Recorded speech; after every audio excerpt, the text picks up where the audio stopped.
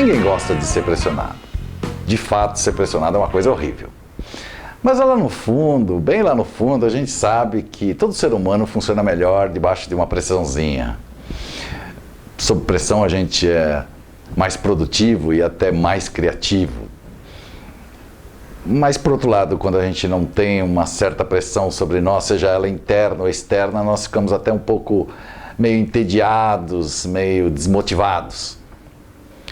O problema é quanto de pressão a gente aguenta. Embora haja um ponto de inflexão, ou seja, um ponto onde a corda arrebenta, e não existe um padrão para aguentar pressão, porque as pessoas são muito diferentes, claro.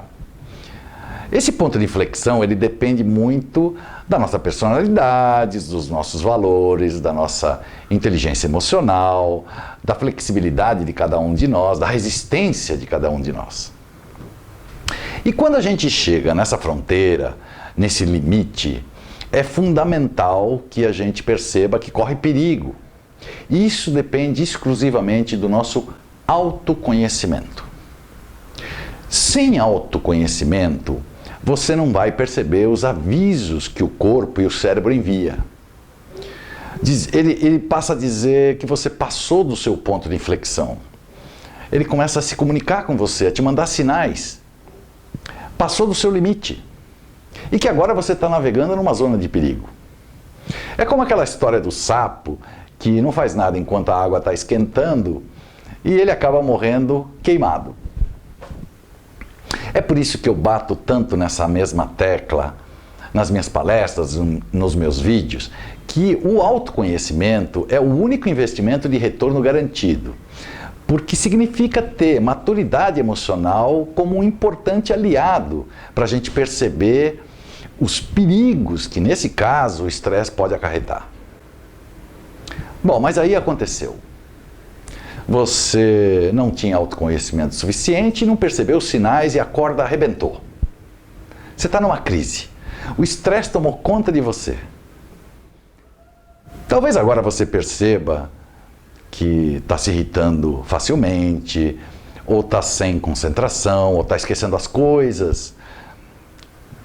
Talvez agora você perceba que a sua paciência encurtou, que você não consegue mais se desligar do trabalho, não dorme direito, e aí começam a surgir aquelas dores de cabeça e dores nas costas estranhas. Enfim, agora talvez você perceba que está numa crise. E aí? O que fazer? Cada um reage como sabe, ou pelo menos como imagina que sabe. E o que eu constato é que as crises, elas são tão longas quanto mais frágeis e paliativas forem as nossas reações para sair dela. Então eu vou te dar uma dica para reagir a uma crise. E eu chamo isso de dica porque pouca gente sabe o que eu vou dizer. Antes, eu te peço para abrir um parênteses. Há muitos anos atrás, uma pessoa que eu conheço me disse que fazia terapia há 10 anos. Quando eu ouvi, eu falei, nossa, 10 anos? Me pareceu uma eternidade. Então eu até perguntei se ela podia me dizer qual era o motivo de uma terapia tão longa. E ela me disse que, a princípio, ela começou a fazer a terapia porque ela tinha um forte motivo, mas que depois esse motivo passou. E ela disse que continuou fazendo a terapia sem um motivo específico, mas porque era muito relaxante. Eu achei muito interessante porque a pessoa fazia terapia como se tomasse um chá de camomila. Fecho parênteses. Eu sempre fico ligado nas novidades, nos estudos e pesquisas comportamentais, e um belo dia surgiu a notícia sobre o tal hormônio do amor e do abraço. Lembra dele? A tal oxitocina. O hormônio oxitocina ficou conhecido por ser produzido quando nós temos contato físico. Quando uma mãe amamenta um filho, ou num abraço mais prolongado. Lembra disso? Essa característica tornou esse hormônio popular.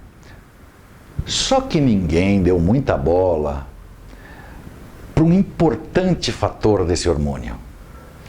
Ele é um hormônio produzido também quando nós estamos sob estresse. É isso mesmo, sob estresse. Ele é produzido tal qual a adrenalina. Em resumo, a oxitocina é também uma resposta do nosso corpo quando nós estamos sob estresse. Ele é um hormônio do estresse. O interessante é que, como esse hormônio está diretamente ligado no contato entre as pessoas, ele te dá vontade de fazer coisas que fortaleçam os seus relacionamentos próximos e de confiança. Sejam eles com a família, com um companheiro ou companheira ou amigos. E não é preciso haver contato físico, basta a proximidade. A oxitocina, ela nos motiva a procurar apoio. Como contar para alguém aquilo que você está sentindo ao invés de ficar guardando para você? Lembra daquela sensação de nó na garganta? Ai, tô com um nó na garganta. Pois é, ela é fruto da oxitocina, que está impulsionando você a falar. Foi aí que eu passei a entender aquela pessoa que fazia terapia há 10 anos. Segundo o que ela me contou, ela tinha um trabalho muito estressante. E por isso, sem saber, é claro, a produção da oxitocina motivava a fazer terapia. Porque a confiança que ela tinha no terapeuta permitia que ela se expressasse e obtivesse um agradável relaxamento. De fato, todo mundo sabe que para algumas pessoas falar sobre um problema que incomoda é muito saudável, alivia. Mas agora a ciência está nos mostrando que a gente precisa sim ter contato com pessoas que nos façam bem, sobretudo nos momentos de crise, porque isso é algo fisiológico. Ou seja, o nosso corpo está pedindo isso. Embora numa crise muita gente prefira se isolar para não demonstrar fragilidade, esse isolamento é tudo que o seu corpo não deseja. Em outras palavras, quando você está numa crise e procura ajuda dos outros, você libera ainda mais oxitocina e sua resposta ao estresse se torna mais saudável, além de você se recuperar mais rapidamente dele.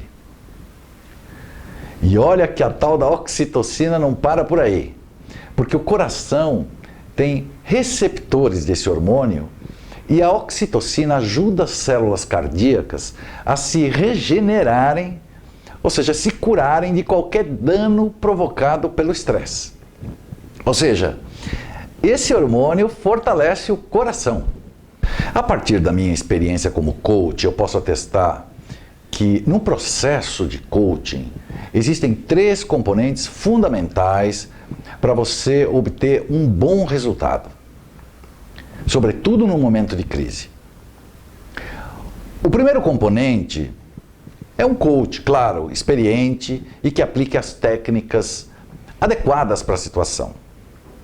O segundo componente é a sua disposição de mudar. Um compromisso firme para vencer o obstáculo e atingir o seu objetivo. E o terceiro componente é um canal aberto entre você e o seu coach, baseado em extrema confiança. Porque como a gente viu na história desse hormônio oxitocina, esse vínculo, esse contato entre você e alguém que te apoia é a resposta que o seu corpo busca num período de crise. Por fim, eu gostaria de deixar uma frase do escritor e filósofo argelino-francês Albert Camus. Ele escreveu: "Em meio do inverno, eu finalmente aprendi que havia dentro de mim um verão invencível." Tchau!